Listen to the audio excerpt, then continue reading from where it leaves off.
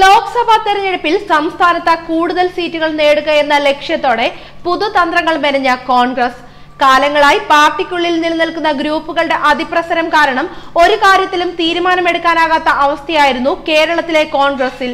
ഈ അവസ്ഥ നിലനിൽക്കെയാണ് 2 മാസം മുമ്പ് AK ആന്റണിയുടെ നിർദ്ദേശാനുസരണം KPCC അധ്യക്ഷ സ്ഥാനത്തേക്ക് മുല്ലപ്പള്ളി രാമചന്ദ്രനെ നിയമിച്ചത്.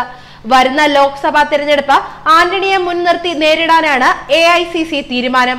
നിലവിൽ പാർട്ടിയുടെ പോഷക സംഘടനകളുടെ പരിപാടികളിൽ സജീവ സാന്നിധ്യമാണ് AK ആന്റണി.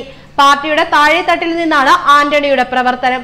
അതിനുവേണ്ടിയാണ് പോഷക സംഘടന പരിപാടികളിൽ അദ്ദേഹം നിറസാന്നിധ്യമാകുന്നത്. മുൻ മുഖ്യമന്ത്രി ഉമ്മൻചാണ്ടിക്ക് ഇപ്പോൾ കർണാടകയുടെ ചുമതലയാണ് പാർട്ടി നൽകിയിരിക്കുന്നത്. രമേശ് ചെന്നിത്തലയെ പ്രതിപക്ഷ നേതാവായി തീരുമാനിച്ചതിന് പിന്നാലെയായിരുന്നു ഇത്. ഇരു ഗ്രൂപ്പുകളെയും ഒരുമിച്ച് നിർത്തി പാർട്ടിയെ ശക്തിപ്പെടുത്തുകയാണ് AICC ലക്ഷ്യമിടുന്നത്. 2004-ൽ മുഖ്യമന്ത്രി സ്ഥാനത്ത് നിന്ന് രാജിവെച്ച അദ്ദേഹത്തിന് കുറെ കാലമായി കേരളത്തിലെ സംഘടനാ കാര്യങ്ങളിൽ പങ്കാളിത്തം കുറവായിരുന്നു.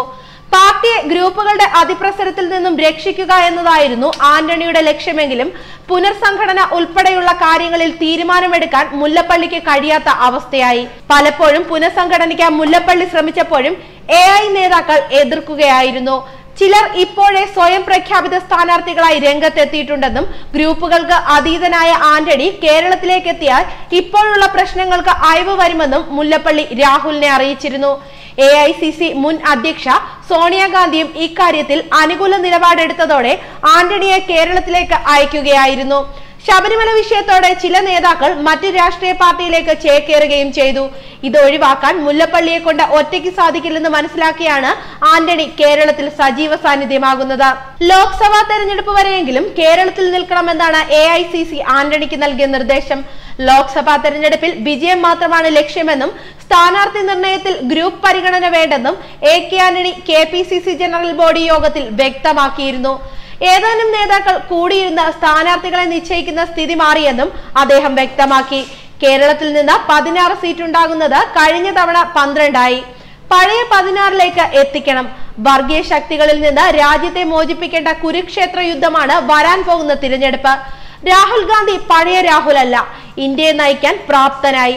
മോദി ഭരണം അവസാനിപ്പിക്കാനുള്ള പോരാട്ടത്തിൽ നിർണായക ശക്തി കോൺഗ്രസ് ആണ്. വിട്ടുവീഴ്ച ചെയ്ത് യോജിക്കാവുന്ന എല്ലാവരുമായും സഹകരിച്ച് മോദിയെ താഴെ ഇറക്കണം. ജനാധിപത്യ മതേതര ശക്തികൾക്ക് ഇനിയൊരു കൈപ്പിഴ സംഭവിച്ചുകൂടാ. സംഭവിച്ചാൽ ഭരണഘടന തന്നെ ഇല്ലാതാകും. മോദി ഭരണത്തിൽ RSS നോമിനികളുടെ കടന്നുകയറ്റത്തിലൂടെ ഭരണഘടനാ സ്ഥാപനങ്ങൾ ഒന്നൊന്നായി തകർക്കുകയാണ്. ശബരിമല വിഷയത്തിൽ കേരളം കത്തിച്ചാമ്പലാകാതിരുന്നത് കോൺഗ്രസിന്റെ സമീപനം മൂലമാണ്. BJP വളരട്ടെ എന്നും കോൺഗ്രസ് തളരട്ടെ എന്നുമാണ് മുഖ്യമന്ത്രി പിണറായിയുടെ നിലപാട്. ശബരിമല പ്രശ്നം ആളിക്കത്തിക്കാൻ RSSും BJPയും ശ്രമിച്ചപ്പോൾ സർക്കാരും അതേ നിലപാടിൽ നേരിട്ടു. കോൺഗ്രസ് സ്വീകരിച്ച നിലപാടാണ് കേരളത്തെ രക്ഷിച്ചതെന്നും AK ആന്റണി ജനറൽ ബോഡി യോഗത്തിൽ വ്യക്തമാക്കിയിരുന്നു. അതുകൊണ്ട് തന്നെ മുല്ലപ്പള്ളിയെ കൊണ്ട് ഒറ്റയ്ക്ക് സാധിക്കില്ലെന്ന് മനസ്സിലാക്കിയാണ് ആന്റണി കേരളത്തിൽ സജീവ സാന്നിധ്യമാകുന്നത്. ന്യൂസ് ഡെസ്ക് മലയാളി വാർത്ത.